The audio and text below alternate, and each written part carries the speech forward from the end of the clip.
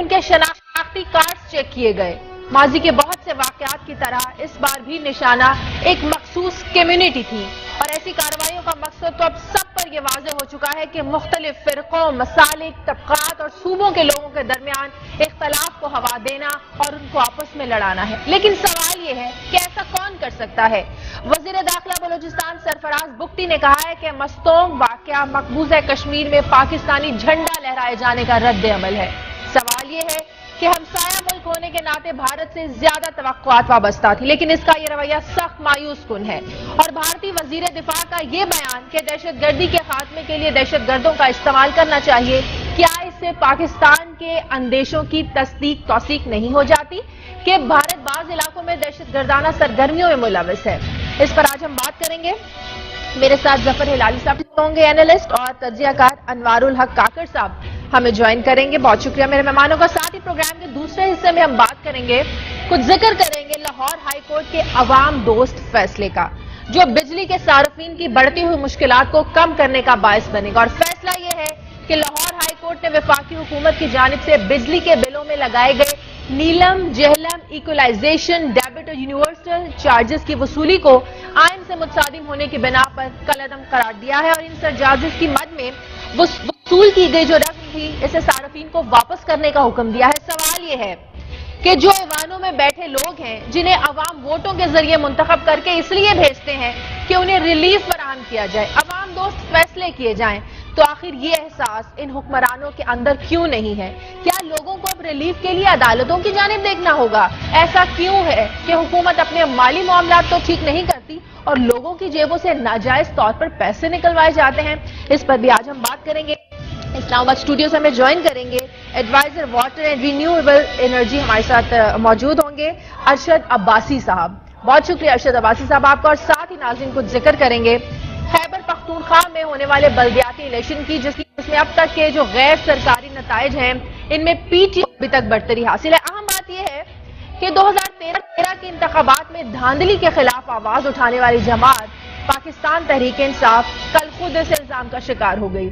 क्या जो कल बदनज़मी देखने में आई, अमन और अमान की खराब सूरत हाल और कल पेश आने वाले जो तमाम वाकयात थे, क्या इसकी जिम्मेदार सूबाई हुकूमत है? और कुछ जिक्र करेंगे मियां इफ्तिखार हुसैन साहब की गिरफ्तारी का। लेकिन सबसे पहले हमने बात करनी मस्तोंग में जो कत्लेआम किया गया, लोगों को बसों से उतार कर कत्ल किया गया, शनाख्ती कार्ड देकर गोलियां मारी गई। जफर हिलाली साहब, अप्रैल में हम देखते हैं कि तुर्बत में 20 मजदूरों का कत्ल किया जाता है, फिर मई के दूसरे हफ्ते में कराची में इस्माइली बिरादरी को निशाना बनाया जाता है, कोयटा में हजारा बिरादरी को वक्तन फवक्तन हमने देखा निशाना बनाया जाता। मस्तोंग में जो वाकया पेश आया, लोगों को बसों से उतार कर उनके शनाख्ती कार्ड चेक किए, उसके बाद उनका कत्ल किया, उन्हें गोलियां मारी गई। तसलसल से ये बढ़ते हुए वाकयात की हिलाली साहब वजह क्या है? हम देखते हैं कि यहाँ फांसियां भी रोजाना की बुनियादों पर हो रही हैं और कत्ल भी रोजाना की बुनियादों पर हो रहे हैं। हमें कोई पॉजिटिव नतीजा नजर नहीं आ रहा। दहशतगर्दी के खिलाफ ऑपरेशन भी जारी है, या आखिर कमी और नाअहली है किस सतह पर? देखिए, पहली चीज तो यह है कि हमें कंफ्यूज नहीं होना चाहिए। हम नहीं कंफ्यूज करना चाहिए फांसी जो लोगों को हम दे रहे हैं और साथ साथ जो कत्ल हो रहे हैं, इसलिए दे आर नॉट कनेक्टेड। मगर ये मैं जरूर कहूंगा कि आपको नहीं, खैर आपको तो नहीं याद होगा, मगर 1.5 साल पहले मैंने ये कहा था टीवी पे और गूगल पे जाके आप देख सकते हैं कि हम बहुत खुश नसीब होंगे पाकिस्तान और हिंदुस्तान, अगर पाकिस्तान और हिंदुस्तान मूडी के सरबराही में अगर जंग ना हो।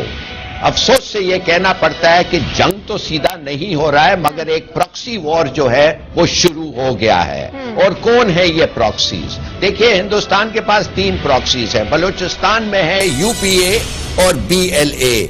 एक है वो मुरीद बलोच यूपीए को हेड करता है, और दूसरा वो मरी जो मरी का जो लड़का है वो हेड कर रहा है।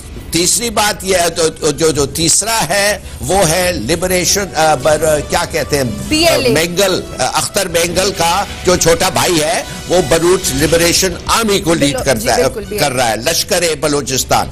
ये 3 हैं हिंदुस्तान के प्रॉक्सीज।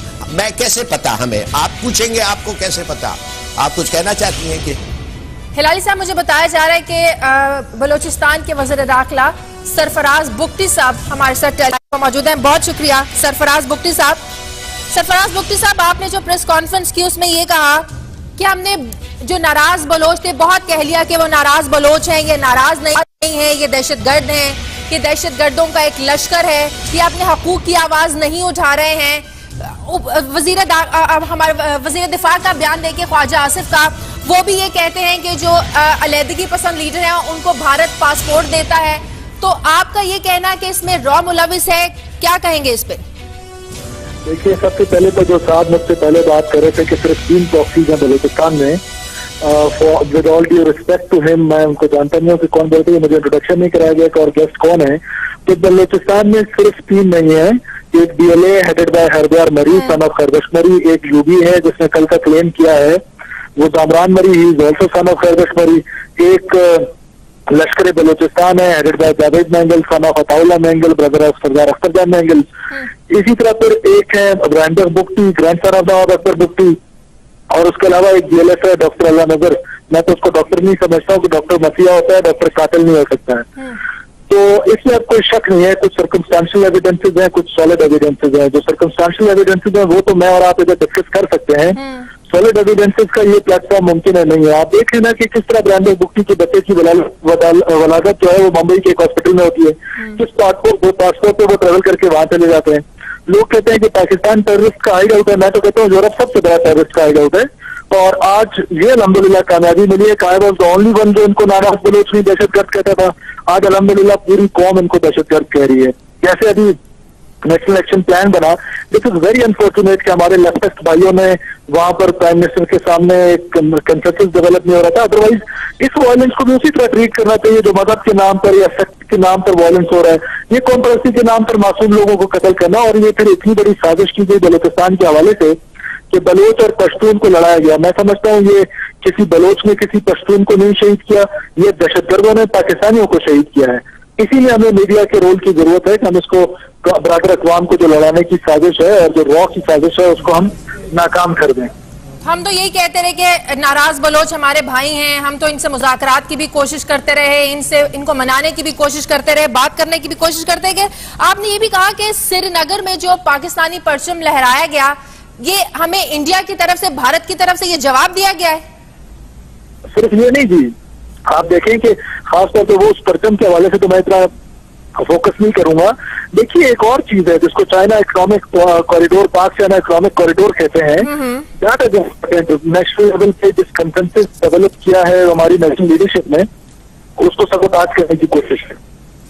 सही, गवादर पोर्ट और इकोनॉमिक कॉरिडोर को जो मंसूबा है, जिस तेजी से ये आगे बढ़ा है, आप समझते हैं कि इसको भी मुतासिर करने की कोशिश है और इसमें भी रॉ का ही हाथ हो सकता है? नहीं, हो नहीं सकता है, ठीक है, लेकिन इसके सबूत भी तो होने चाहिए हमारे पास। कल जब वजीर आजम ने ISI हेडक्वार्टर्स में मुलाकात की, उनको कुछ सबूत तो फराहम किए गए, लेकिन सवाल यह कि सबूतों की बुनियाद पर, सबूत होने के बावजूद भी एक्शन नहीं कोई लिया जाता। आप देखेंगे साबिक वज़ीर आज़म यूसुफ रज़ा गिलानी ने भी भारतीय मदाखलत के सबूत फराहम किए थे डॉक्टर मनमोहन सिंह को, उनकी तरफ से भी कोई जवाब नहीं आता, एक्शन का ही नजर नहीं आता। सरफराज बुख्ती साहब, देखिए, बात यह है कि जितने एविडेंसेस की बात है वो तमाम गवर्नमेंट ऑफ पाकिस्तान के पास हैं, और वो क्योंकि बियॉन्ड माई लिमिटेशन और फॉरेन ऑफिस का काम है। जहां तक एक्शन की बात है, मैं आपसे कह रहा हूं ना कि इस वायलेंस को मेरी सिक्योरिटी फोर्सेज, जब मेरा लजीज का आदमी शहीद होता है, जब मेरा एसपी का आदमी शहीद होता है, जब मेरे पुलिस का आदमी शहीद होता है, उसके बकाया साथी या खानदान वाले टीवी ट्यून इन करते हैं, तो मेन स्ट्रीम मीडिया में इनको नाराज बलोच की कार्रवाई कहते हैं। तो मॉरली तो आपने हमारी सिक्योरिटी फोर्सेज को एक कदम पीछे लग दिया इस जंग में। ये पहली दफा ये कंसेंसस डेवलप हो रहा है, और मैं समझता हूँ ये बलूचिस्तान का 9/11 समझ लें इसको, ये टर्निंग पॉइंट है। आज पूरी असेंबली ने यूनानिमसली इसको पास किया है कि दीज आर टेररिस्ट, नॉट नाराज बलोच। तो अब एक्शन की जहां तक बात है, हम आईडिया करते रहे, इससे पहले भी, आइंदा भी करेंगे, और आपके पैसे पे कौन को यकीन दिलाना चाहता हूँ, हम अपनी कैपेसिटी के अंदर रहते हुए हर मुमकिन तरीके से इनके सजवाब की कोशिश कर रहे हैं, करते रहेंगे, आखिरी दम तक लड़ेंगे, चाहे उसके लिए हमें कोई भी कुर्बानी देनी पड़े। ठीक है, बहुत बहुत शुक्रिया सरफराज बुख्ती साहब आपका। अनवारुल काकर साहब, आपने सरफराज बुख्ती साहब की भी बातें सुनी, नाराज बलोच रहनुमाओं की, उन्होंने बात की कि हमने बहुत नाराज बलोच कह दिया, यही लोग हैं जो दहशतगर्दी में मुलव्वस हैं, ये हकूक की बात नहीं करते, ये दहशतगर्द लोग हैं। तो आपको लगता है कि दहशतगर्द हमारे अंदर ही मौजूद है, हमारी अपनी ही सफों में ये दहशतगर्द मौजूद है? जी बहुत शुक्रिया Shazia for having me on this show.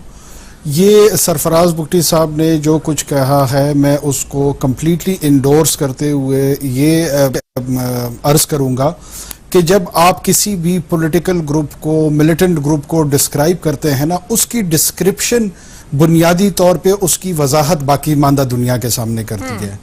आप दहशतगर्दों को अगर नाराज कहना शुरू करेंगे, it would be called as a policy of appeasement.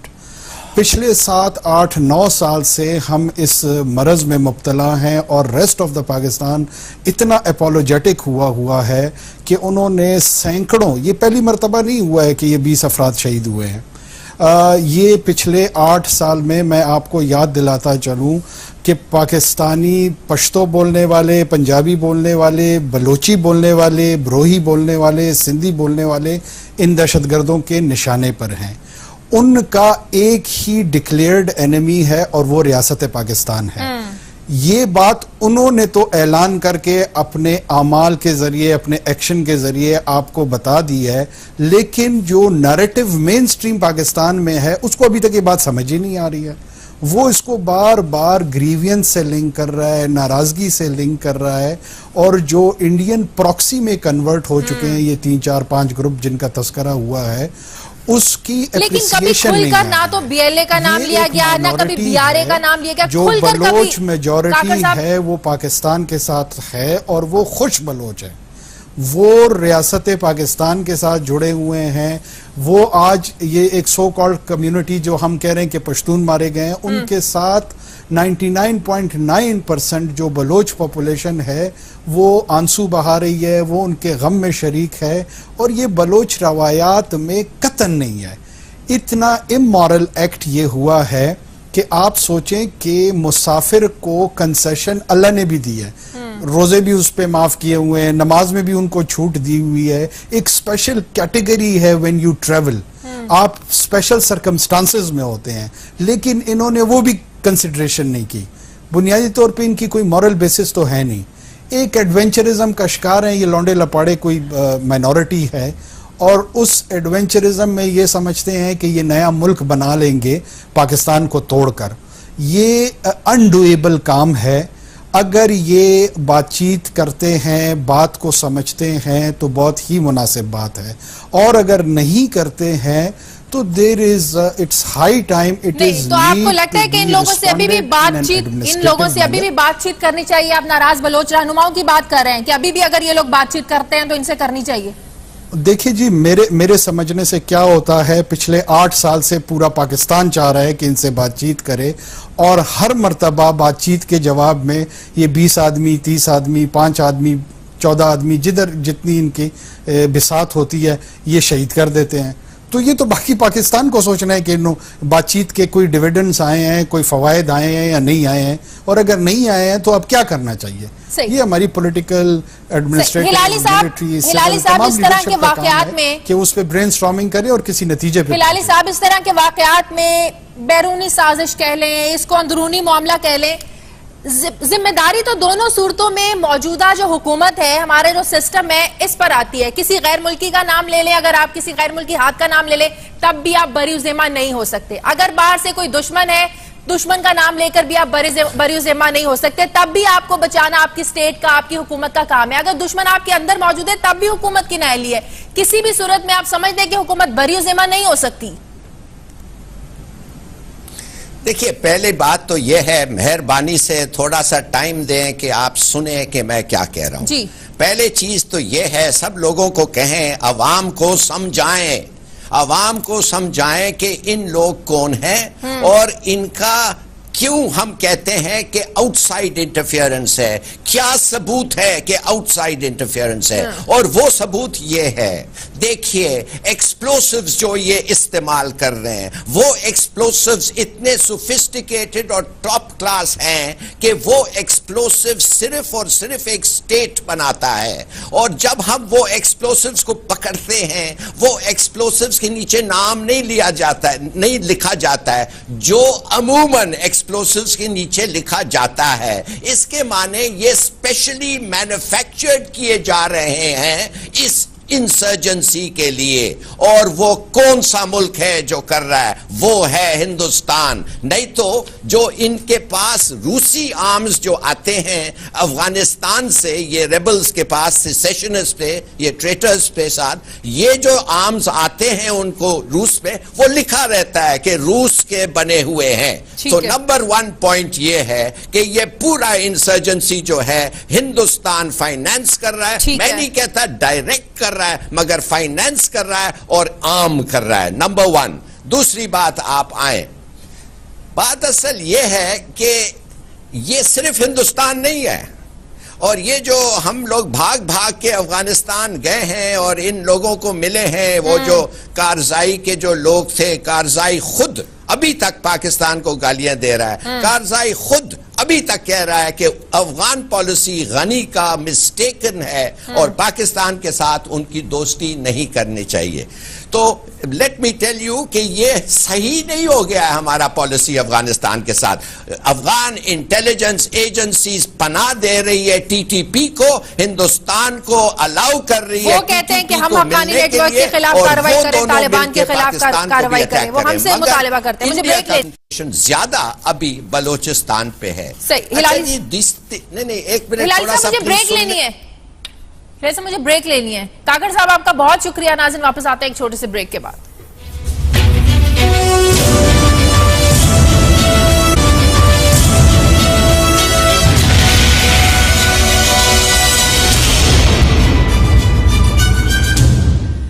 Break के बाद खुशामदीद। आगे बढ़ते हैं और बात करते हैं लाहौर हाईकोर्ट के फैसले की, जिसमें बिजली के बिलों पर जो